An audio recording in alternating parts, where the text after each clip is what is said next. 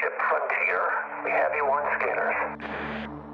Since the announcement of Starfield back in E3 2021, Bethesda Game Studios has been dropping a series of informative snippets about the game. The most recent one is an interview with the lead quest designer, Shen, and if you've ever played Skyrim and or Fallout 4, especially the Far Harbor DLC, then not only are you already familiar with how he designs his quests, but that we can expect to see more like it in Starfield. Hey guys, welcome to Zero Casualty. Today, we'll be digging deep into this interview with Shen where he addresses the community's concerns in regards to questing in Starfield. Quests are probably the most important gameplay aspect to any Bethesda game, so this is an interview that you don't want to miss if you're heavily invested in Starfield. And so with all that, roll the intro. You're part of Constellation now. Part of our family.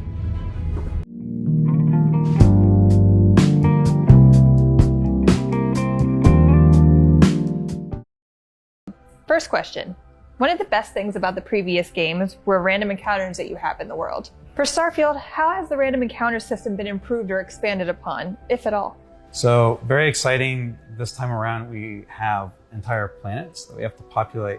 So we actually have new tech to take whole locations that we've built and put them on the planets. Now you could say maybe you're going to an outpost and you actually discover there's a whole group of people there with a particular problem.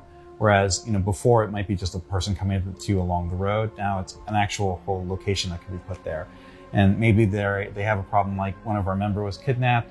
They've been kidnapped by some pirates. We think they're over there. We actually are placing a whole other location with that person in it and enemies around it. So it's a dynamically placed settlement that is taking you to a dynamically placed dungeon as you're walking through the planet. So basically, at any point in time on a planet, you can just experience a random encounter anywhere.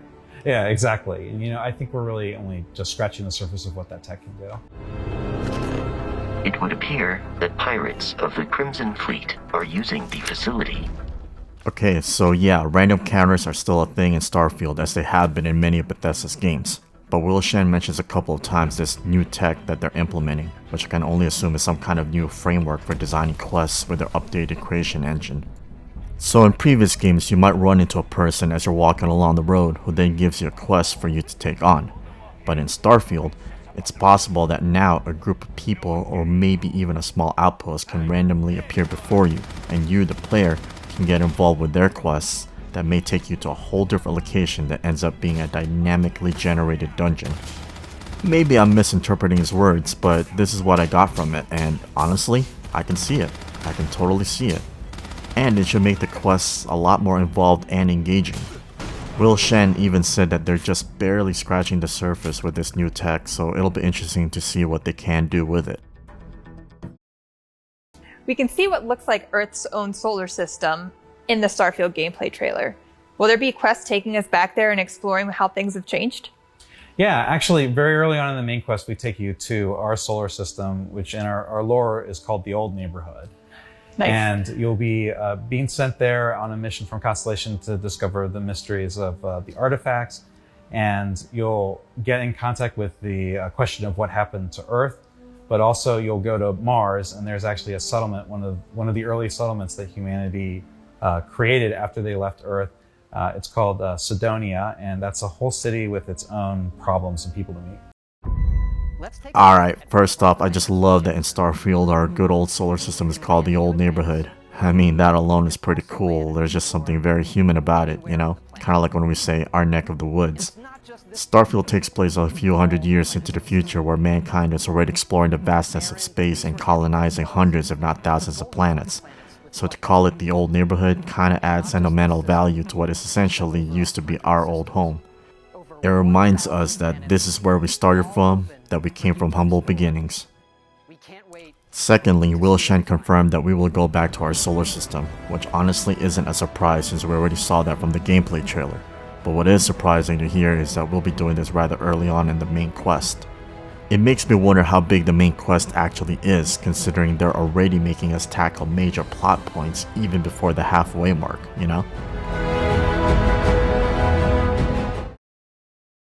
How will faction quest lines work compared to other BGS games? Can we join multiple factions and complete all of them like in Skyrim, or does joining one lock you out of certain others like in Fallout 4?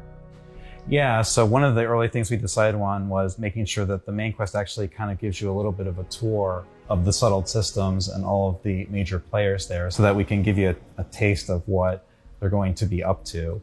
We're peacekeepers. We protect the people of the Free Star Collective. We also discussed really early on, like, okay, do we make some of the factions be in conflict with each other? And we decided, we really want to make sure that you can play through all the faction lines independently of each other.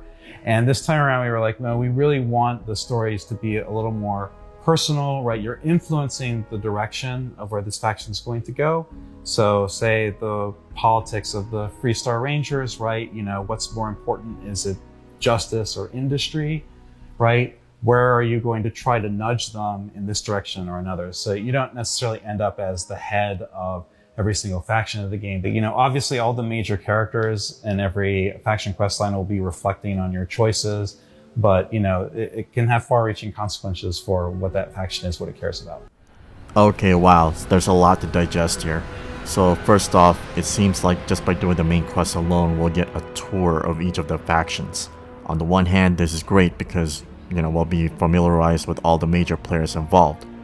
But that being said, the flip side to it is that there's really no surprise at the end anymore because you do end up meeting everybody in a single playthrough. It kind of reminds me of Fallout 4 and less like Skyrim, for instance, where in Skyrim you could potentially miss an entire faction. Best example of this is the Dark Brotherhood, which honestly I missed during my first playthrough of Skyrim because I was trying to be a goody two-shoes kind of guy, so I ignored anything that was even remotely related to the Dark Brotherhood, and so I failed to meet people like Astrid or that Cicero guy. Will Shen then poses the question, are the factions in conflict with each other? I don't think he answers that exactly. I don't wonder if that was because it was touching on spoilers, but he does say that the factions can be played through independently of each other, which is great because this reminds me of Skyrim and even more so Oblivion. In those games, it didn't matter who you joined and how many you joined. It wasn't like in Fallout 4 where joining a specific faction could lock you out of all the others, or cause some kind of conflict where you had to choose one faction over another. And then he goes on to say that the faction questlines will be more personal to the player, which sounds pretty cool in my opinion, and that the players themselves will have some level of influence in directing where in the political spectrum should the factions align with. He even says that we, the players, won't necessarily become the head of every single faction we join. Now I know some people had a problem with this in Fallout 4 and maybe even to a degree in Skyrim, so I think this will be good news for them. And last but not least, Will Shen reminds us that our choices in dealing with the factions will have consequences. Now the word consequence usually carries a negative connotation, so I wonder if this is a classic case of damned if you do, damned if you don't, because regardless of how you influence a faction, they will end up sacrificing something. Whether it's their way of life, their own people, their disposition towards you and others, or even the principles they stand for. So who knows, only time will tell, but this has me curious. Don't even make it this far. What will the role of some of the companions be during quests? The companions along the Constellation storyline, which is the main quest, they'll have a lot of opinions and points of view about what the decisions you'll be making along the main storyline. We've also added in several times where you can ask them to speak for you. So you might have a companion with you and you'll be challenged to someone will tell you you can't get through here, and you can actually turn to your companion and say, hey, actually, could you handle this? And they'll actually speak on your behalf, and there could be consequences, good or bad, for what they happen to say. And all the usual things you would expect from followers, right? They'll follow you into danger. You can trade equipment with them. And, they'll also be crewing your ship, which is new, so they'll be helping out on your ship as well. Starfield. But ultimately, it's not our story. It's the story you create by who you are and the choices you make. And that starts with character creation. Companions are a staple in Bethesda games, so it's no surprise that they're making a comeback in Starfield.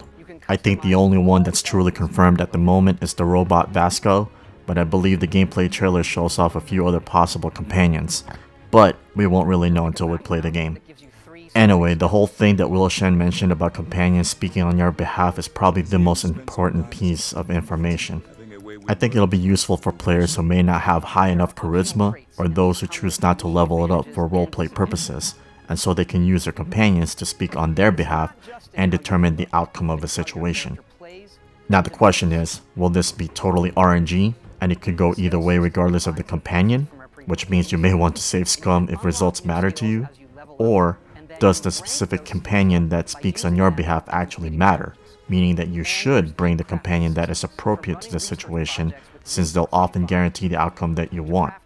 Will Shen doesn't go in depth to explain that, but he does caution us that there could be consequences, both good and bad, for what they have to say. You can choose where and how to build each one, and you can hire characters you meet to keep it up and running.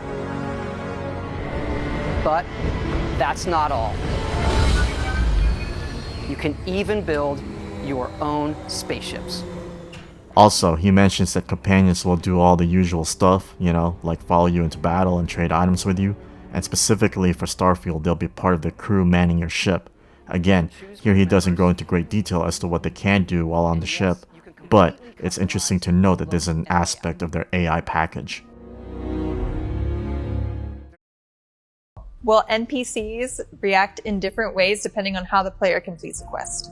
Yeah, I mean, all the quest lines have major characters, right, that they'll reflect on the decisions you're making, and they'll have opinions about whether they're good or bad, and for a few of the storylines, including the main quest, who ends up with you at the end, right? There are some, you'll be determining the fates sometimes, whether someone lives or dies, or whether someone's still in the faction or decides to leave the faction.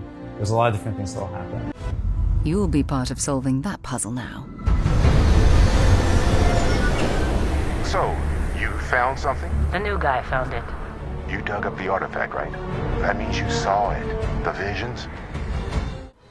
So Will Shen mentions that based on our actions, we may end up determining the fates of some of the NPCs.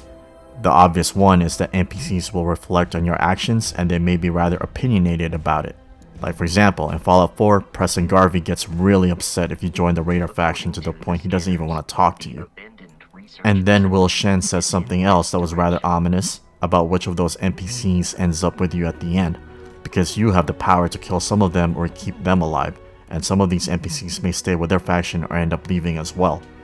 Now this isn't to say that we haven't seen any of this in previous Bethesda games, but I think what Will Shen was trying to say is that they're doubling down on this aspect of NPCs and companions. It kinda reminds me of The Witcher 3, where just about every choice you make has an effect on the people around you, for better or worse. And I think that's pretty cool because not only is player choice something that we tend to enjoy in RPG games, but I think it's safe to say that we want more of that in Bethesda games. And more importantly, we want to see those choices affect the game world organically and significantly. What you've found, it's the key to unlocking everything. And that's about it. Very insightful interview if you ask me. If you guys are interested in watching the original video, I'll have a link posted down below. Personally, I'm even more excited for Starfield now, but I'd like to know what you guys think. What was the most interesting part about this interview? Like, what are you looking forward to the most? Did this clear up some issues you had with the game? Or do you still have your doubts? And maybe now you're even more concerned about where it's heading? Feel free to post your thoughts in the comments section. Anyway, I hope you guys enjoyed the video. Have a good rest of your day. Thanks for watching. Alright, cool. See ya. You are. Go for launch.